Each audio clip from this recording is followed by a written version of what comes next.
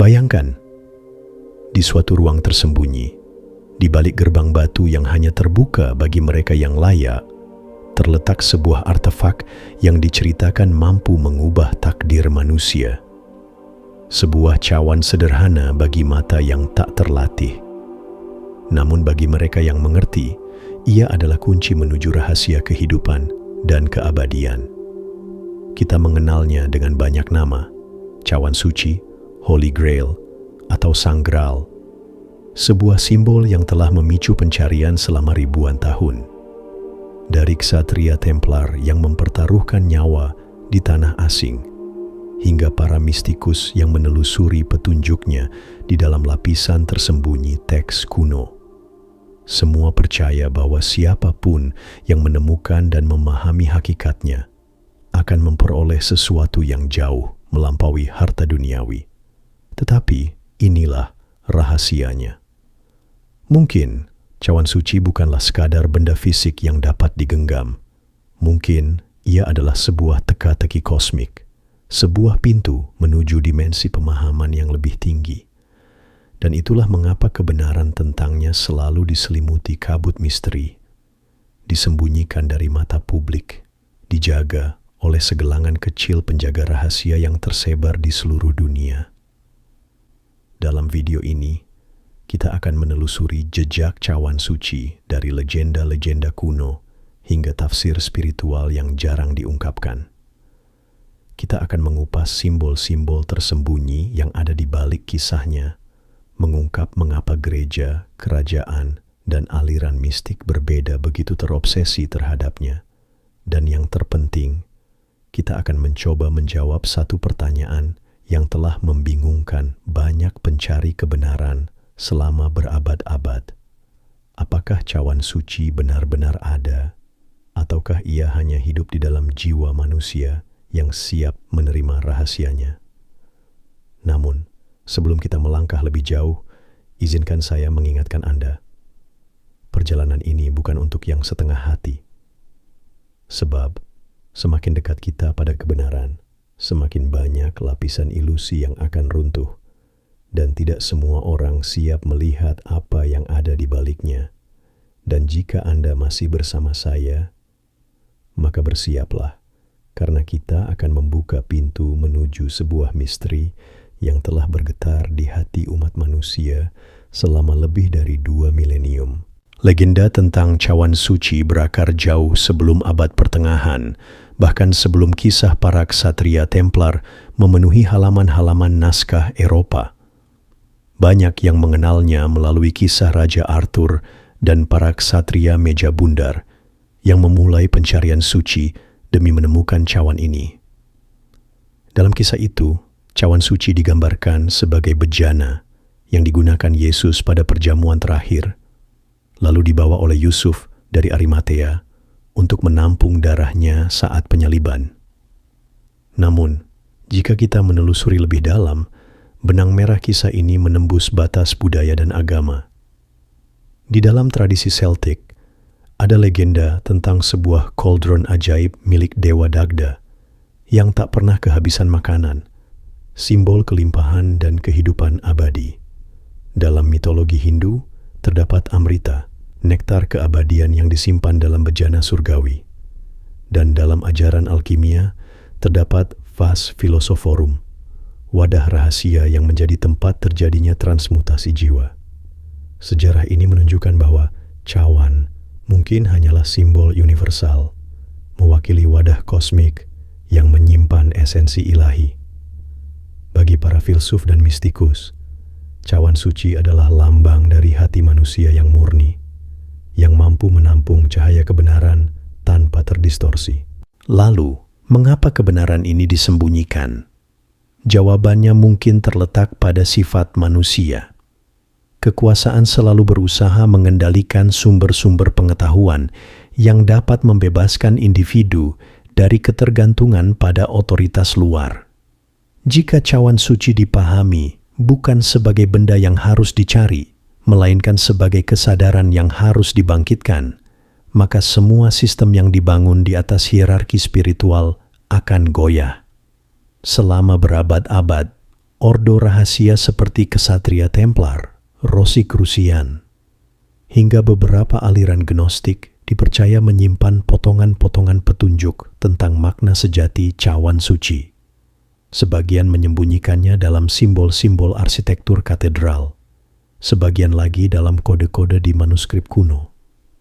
Di sisi filosofis, cawan suci mengajarkan tentang kesatuan dualitas, bagaimana materi dan roh, bumi dan langit, manusia dan ilahi, dapat bertemu dalam satu titik kesadaran.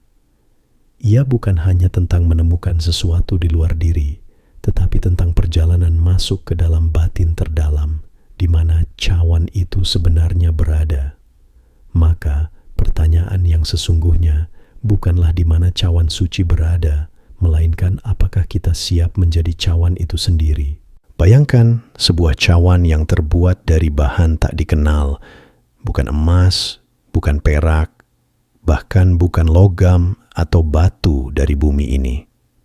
Ia tidak bersinar karena pantulan cahaya, melainkan memancarkan cahaya dari dalam dirinya sendiri. Itulah gambaran yang sering digunakan para mistikus untuk menjelaskan sifat sejati cawan suci. Sebuah wadah kesadaran yang hanya bisa terlihat oleh mereka yang telah membersihkan pandangan batinnya. Banyak orang membayangkan cawan suci sebagai artefak berwujud fisik tersimpan di biara kuno atau gua rahasia. Namun, sebagian besar ajaran esoterik mengungkapkan bahwa pencarian ini sejatinya adalah perjalanan simbolis, perjalanan menuju inti kesadaran di mana cawan adalah hati manusia yang siap menerima esensi ilahi. Dalam tradisi Gnostik misalnya, cawan suci dilihat sebagai pleroma, kepenuhan cahaya yang mengalir dari sumber tertinggi ke dalam jiwa. Setiap manusia adalah calon cawan yang dapat diisi, namun hanya jika ia mampu menyingkirkan racun berupa kebohongan, keserakahan, dan keterikatan duniawi.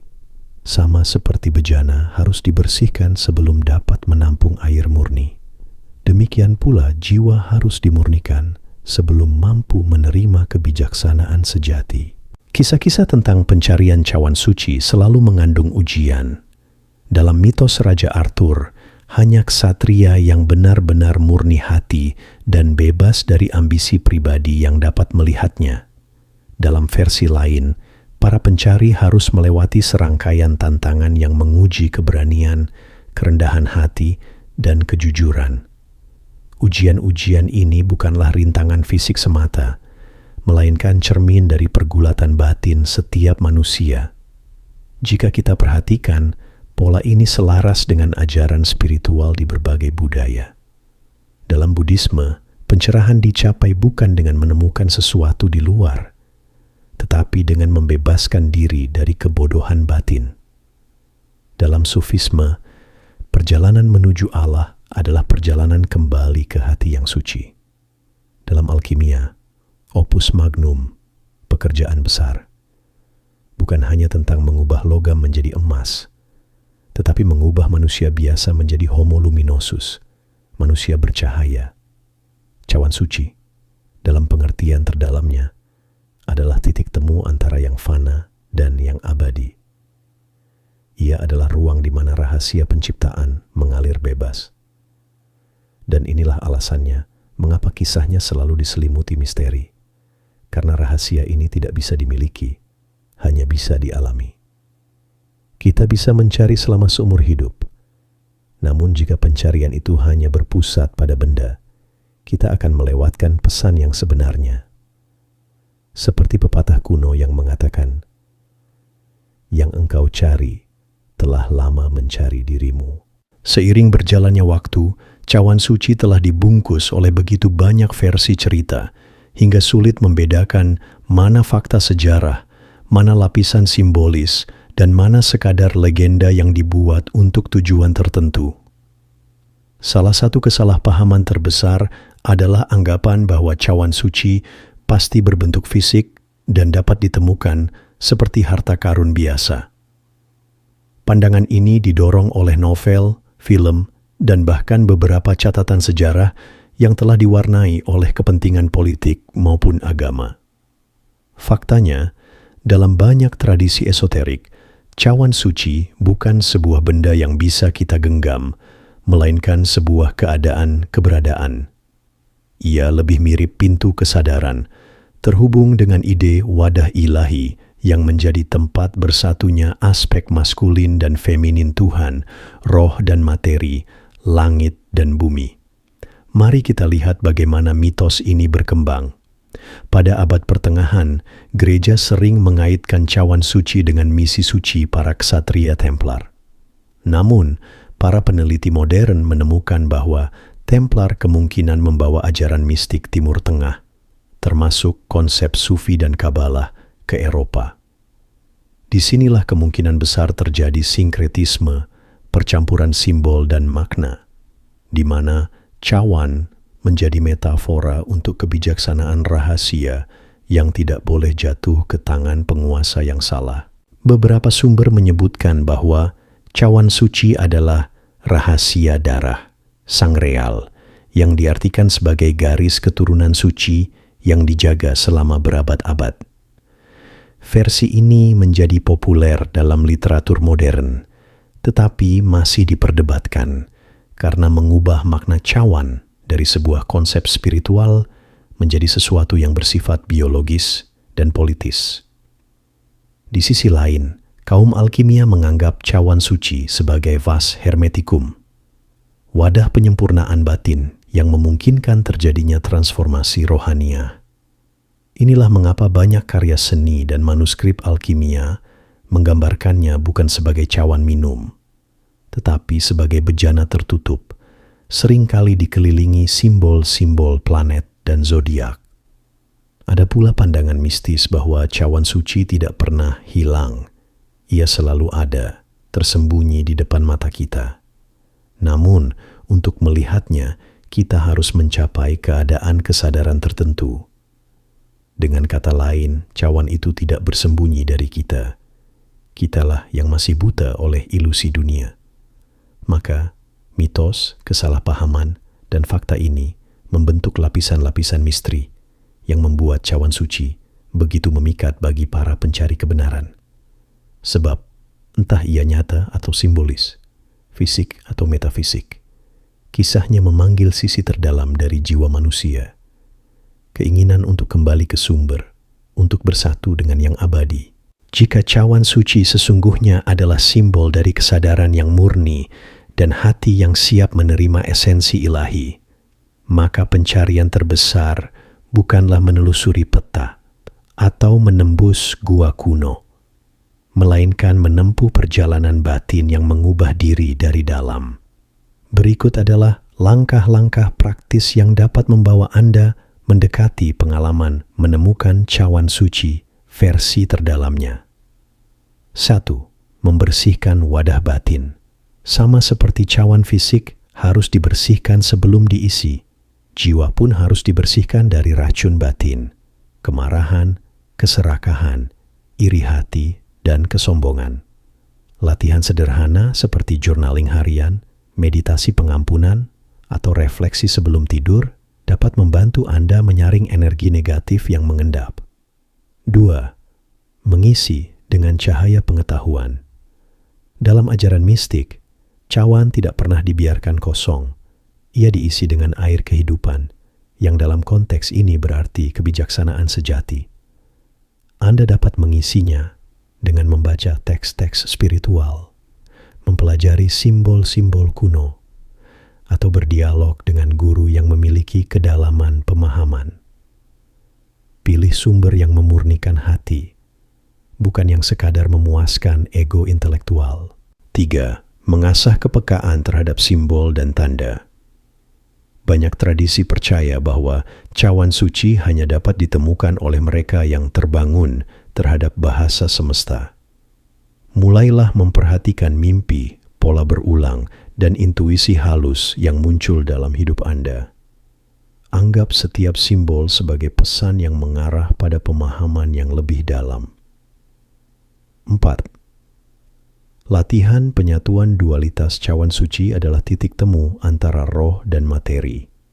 Untuk mengalaminya, latihlah kesadaran Anda agar mampu melihat kesatuan di balik perbedaan, baik dalam hubungan, pandangan hidup, maupun konflik batin. Praktik meditasi non-duality atau perenungan tentang sifat kesatuan alam semesta dapat membuka pintu ini. 5. Membuat ritual pribadi pengisian cawan. Anda dapat menciptakan ritual sederhana yang melambangkan proses ini. Misalnya, setiap pagi tuangkan air ke dalam cawan atau gelas khusus sambil memvisualisasikan energi cahaya memasuki hidup Anda. Minumlah perlahan sambil mengucapkan niat atau doa tertentu. Ritual ini menghubungkan simbol eksternal dengan transformasi internal. 6. Menjaga kerahasiaan yang sakral. Banyak ajaran kuno mengingatkan bahwa beberapa pengetahuan hanya efektif jika dijaga dengan bijaksana. Artinya, tidak semua pengalaman batin perlu diumbar. Menjaga sebagian rahasia bagi diri sendiri justru memperkuat kekuatan spiritualnya, seperti cawan suci yang selalu terlindung dari pandangan sembarangan. Dengan menerapkan langkah-langkah ini, pencarian cawan suci menjadi sesuatu yang nyata dalam kehidupan sehari-hari. Anda mungkin tidak memegang benda kuno yang dihiasi permata, tetapi Anda akan merasakan sesuatu yang jauh lebih berharga, kehadiran cahaya yang memenuhi cawan dalam hati Anda dan mengalir keluar untuk memberkati dunia di sekitar Anda. Sepanjang perjalanan ini, kita telah menelusuri jejak cawan suci melewati lorong waktu. Dari legenda ksatria hingga tafsir mistik yang tersembunyi di balik simbol-simbol kuno. Kita melihat bahwa ia bukan sekadar artefak fisik, melainkan sebuah cermin bagi jiwa manusia, memantulkan kondisi batin yang siap menampung esensi ilahi. Kita menemukan bahwa rahasianya tidak pernah benar-benar hilang. Ia tidak terkubur di bawah pasir gurun atau tersimpan di ruang bawah tanah katedral, melainkan bersemayam di ruang terdalam hati setiap pencari kebenaran. Dan justru disitulah letak misteri terbesarnya, bahwa pencarian panjang ini yang tampak mengarah keluar, pada akhirnya selalu membawa kita pulang, kembali pada diri sendiri. Namun, seperti semua rahasia besar, cawan suci hanya akan mengungkapkan dirinya kepada mereka yang siap membersihkan wadah batinnya, siap menanggalkan ilusi yang selama ini membungkus pandangan, siap menerima bahwa keabadian bukanlah milik tubuh, tetapi milik kesadaran yang bersatu dengan sumber segala kehidupan. Mungkin inilah alasan mengapa selama berabad-abad kebenaran tentang cawan suci disembunyikan. Bukan karena ia ingin menghindar, melainkan karena manusia seringkali belum siap untuk memahaminya. Dan pada akhirnya, seperti kata pepatah mistik, yang engkau cari adalah yang telah mencari dirimu sejak awal. Sekarang, pertanyaannya bukan lagi di mana cawan suci berada, tetapi apakah engkau siap menjadi cawan itu sendiri? Jika jawabanmu ya, maka perjalananmu baru saja dimulai. Jika video ini membangkitkan sesuatu di dalam dirimu, bagikan pandanganmu di kolom komentar. Siapa tahu, kata-kata sederhana darimu menjadi petunjuk bagi pencari lain yang sedang menapaki jalan yang sama. Dan jangan lupa untuk berlangganan, karena masih banyak rahasia kuno lain yang menunggu untuk dibuka bersama kita.